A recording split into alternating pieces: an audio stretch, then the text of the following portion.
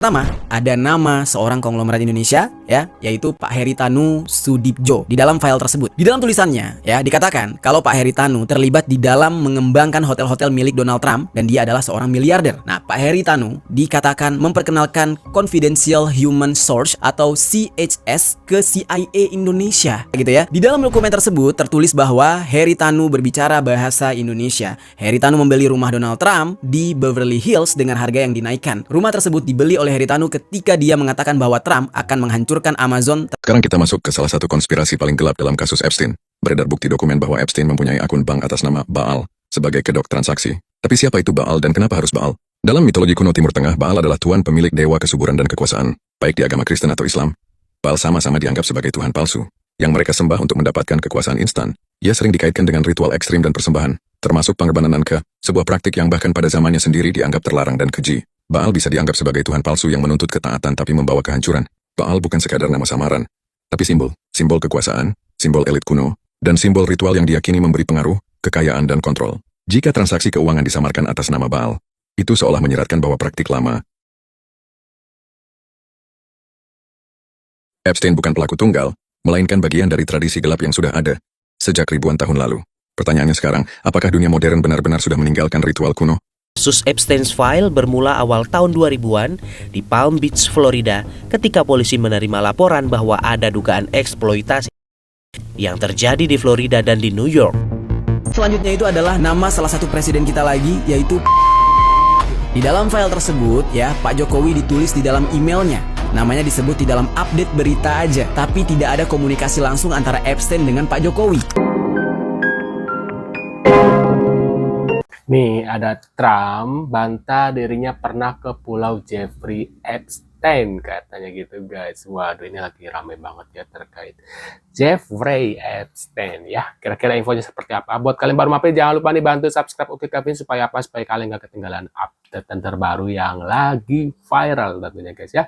Kira-kira infonya seperti apa? Yuk langsung kita simak bareng-bareng guys. Ini ada, oh ya, jangan lupa bantu subscribe ya. Oke Kevin Reaction. Ini channel kedua aku guys ya, jadi jangan lupa bantu subscribe, bantu supaya kalian gak ketinggalan update terbaru yang lagi viral ya. Kira-kira infonya seperti apa, kita reaksi bareng-bareng ya guys ya. So Epstein was conspiring with a writer for me to lose the election. So right there, you know that I had nothing to do with this guy. Yeah, well, he said that I spent time on. Tuh, dia Trevor Noah mengatakan, dia bilang saya pernah waktu di pulau milik Jeffrey guys. Jeffrey Epstein's island. I didn't. I mean, he's a lightweight. This guy is a terrible. I think he's terrible. I thought he did a terrible job at the Grammys. Me and Jeffrey Epstein, I have nothing to do with that. I have nothing to do with Jeffrey Epstein. And in fact, if you look at the DOJ, they announced, they released 3 million pages. It's like this is all they're supposed to be doing.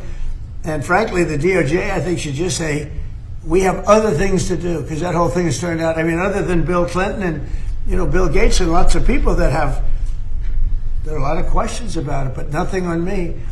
So Epstein was conspiring with a writer for me to lose the election. So right there, you know that I had nothing to do with this guy. But, yeah, it's a terrible thing. The amount of time that's being wasted. When Epstein was alive, like 10 years ago, nobody cared about it. Ini bukan soal skandal orang kaya, ini soal ribuan nyawa yang dihancurkan oleh sistem yang korup. Dokumen ini membuktikan pengkhianatan terbesar tahun 2008. Saat itu, jaksa memberikan Epstein hukuman ringan yang menghina akal sehat, membiarkannya bebas memangsa korban baru selama 1 dekade lagi. Meski Wow, 1 dekade guys. Ya.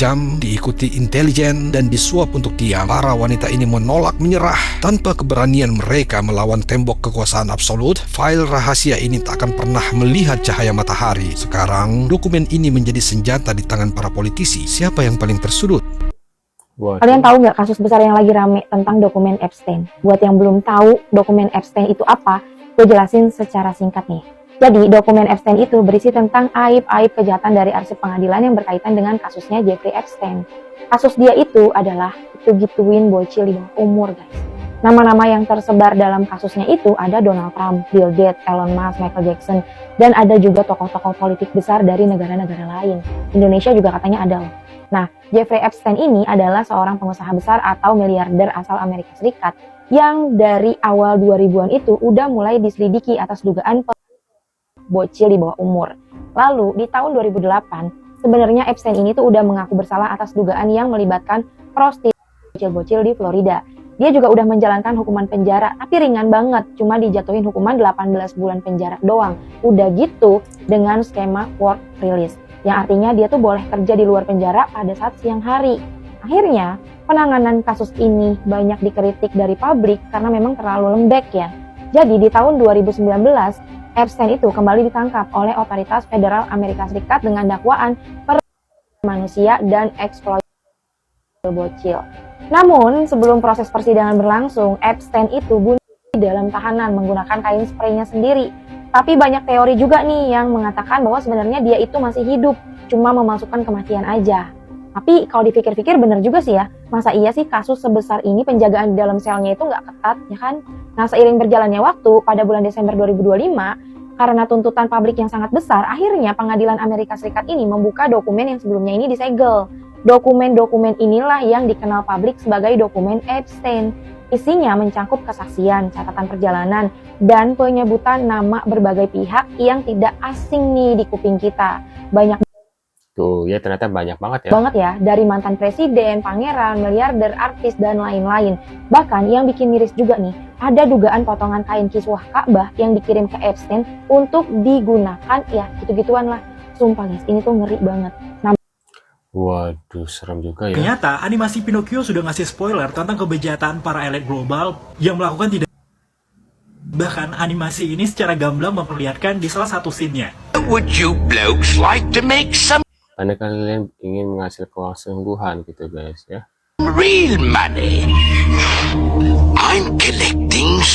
Saya mengumpulkan anak-anak laki-laki yang waduh.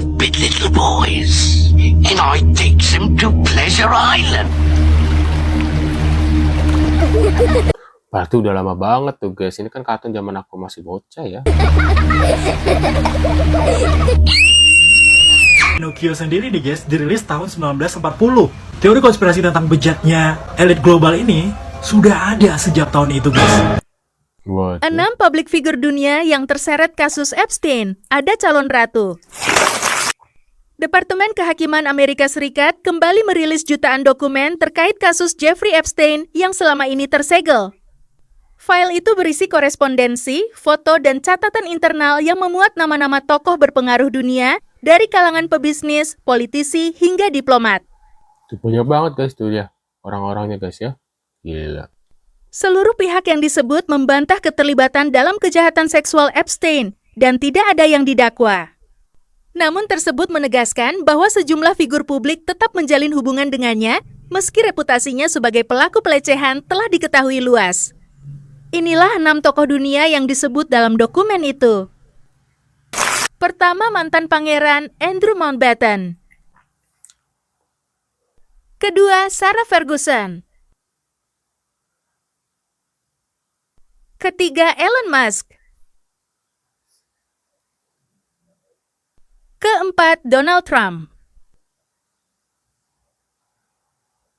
Kelima, Bill Gates. Waduh, Bill Gates tuh guys. Dan keenam, calon ratu Norwegia, Mette-Marit. Selain tokoh yang disebut, masih banyak publik figur lainnya. Karena ini, Waduh, kira-kira menurut pendapat kalian gimana nih ya? Katanya juga orang Indonesia juga ada nih guys dari Indonesia ya. Waduh, kira-kira menurut kalian gimana? Bisa tulis di kolom komentar seperti biasa. Serem juga ya. Tadi juga ada kain Ka'bah juga dipakai buat begituan ya Allah. Na'udzubillah min dzalik ya guys ya. Waduh, ya sekian infonya dari beritanya. Kita akan bertemu kembali di video selanjutnya. Sehat selalu buat kalian dan see you guys.